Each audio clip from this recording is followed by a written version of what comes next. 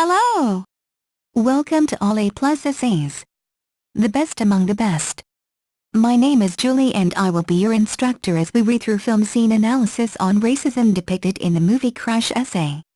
The article source is embedded in the video description below. Feel free to read along. Please note that you can get a custom, plagiarism-free essay for as little as $10 a page at All A Plus Essays. The link is in the description. In the film Crash we are given a picture of all different kinds of social and multicultural differences, giving us an eye-opening and often disturbing examples of racism that damages our society. The scene I have chosen to analyze is between 18:30–21:05 minutes in the movie Crash. Cameron and Christine are a black well-off couple. They experience stereotyping and racism when they are driving home from a party. A white police officer pulls them over and performs a search on both Cameron and Christine. This scene illustrates the social and racial tensions, with a racist white officer molesting an innocent black woman. This scene is located in a residential neighborhood, in an American city. Although the time of date is not stated, it is very dark and probably late at night as there are few cars that pass through the entire scene. There is a Christmas tree in the background, suggesting that this is set during the winter. Although it is dark and gloomy, we can depict that it is cold as Cameron is wearing a turtleneck and blazer, and the policemen are also wearing jackets. This scene revolves around four major characters: Cameron, husband; Christine, wife; Officer John, and Officer Tom. Cameron and Christine are pulled over by the two officers whilst driving a black Navigator. The cop car is directly behind the black Navigator, however most of the scene takes place near the black Navigator. Around the characters there are a few malnourished trees, alongside with blurred streetlights and shop signs. There are glimpses of residential houses in the background indicating that they are in a suburban area. Cameron's unregistered trademark S costume is a beige turtleneck, with a dark brown blazer and black dress pants. He is also wearing a wedding ring, black leather strap watch, and frameless glasses. Christine is wearing a white cocktail dress, with the majority of her body exposed. She is wearing diamond earrings and a wedding ring. Officer John and Tom are wearing police-issued jackets, black button-down shirt, black pants and black leather shoes. There is a police badge stitched into the jacket, and on the left arm of the jacket showing their rank. Throughout the scene the dialogue is accompanied by a faint eerie melody that is played at low tempo.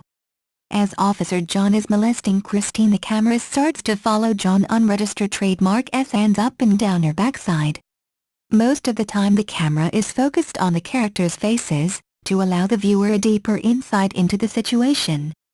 Cameron and Christine are both of African descent, and first-generation Americans. Christine mentions at the start that Cameron is a Buddhist, and does not drink. However, Christine does not oblige to the same lifestyle. Cameron is 5 feet 10, 40 to 50 years old, around 160 pounds to 180 pounds and has his hair slicked back. Christine is 5 feet 7, 40 to 50 years old, around 120 pounds to 140 pounds and has her hair tied back. Officer John is around 5 feet 10–11, 30 to 40 years old, around 170 pounds to 190 pounds, and slicked back hair. Officer Tom is a younger version of John, around the ages of 20 to 30, same height and around 150 pounds to 170 pounds with unpolished hair. When Cameron and Christine are pulled over by the police, they smile at each other as if they just cracked a joke.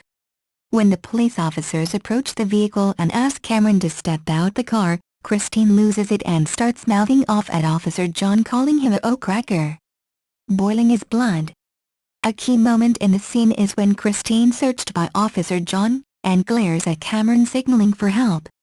Cameron makes eye contact and looks away in sadness, signaling there is nothing he can do. Although Cameron does not speak out, we can clearly tell he is in distress and controlling his anger displayed through nonverbal behavior. Elliot Aronson at Alabama, 2012. While Officer John runs his hands down Christine's unregistered trademark S backside, he constantly glances at Cameron, showing him the distribution of power in the situation. Although Cameron may be a movie director, John proves to him he is an officer of the law and holds more power than his money can buy. Officer Tom handles contains Cameron as he is forced to watch his partner perform sinful acts on the poor housewife. Through his facial expressions we can depict that he is clearly uncomfortable with his partner's unregistered trademark's action, however he is unable to act against them. Officer John clearly outranks Tom in terms of superiority, and must follow his orders.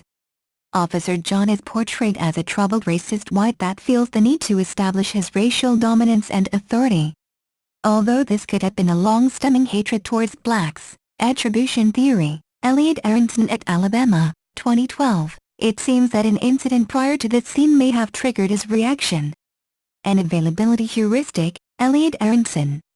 Timothy D. Wilson. Robin M. Eckert, 2012, may have readily been available for John when he saw a black man receiving fell audio from either a white-black female. Christine, as mentioned before, is slightly drunk throughout the scene, and starts mouthing off at Officer John. Although both Cameron and Christine realize that this is an act of racism, Christine acted out of line by turning a bad situation into a worse one. In a way she was acting out of her gender role, Elliot Aronson et Alabama, 2012, as the male should be the one to deal with situations like this.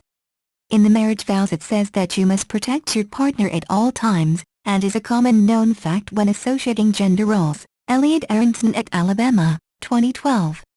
The traditionally male roles of O provider and O protector are especially examined when the police officer is molesting Christine, and Cameron just watches in silence and despair. It is arguable that when confronted by police there are certain demand characteristics, Elliot Aronson et Alabama, 2012, that should be done. However, in this case Cameron acted like a coward.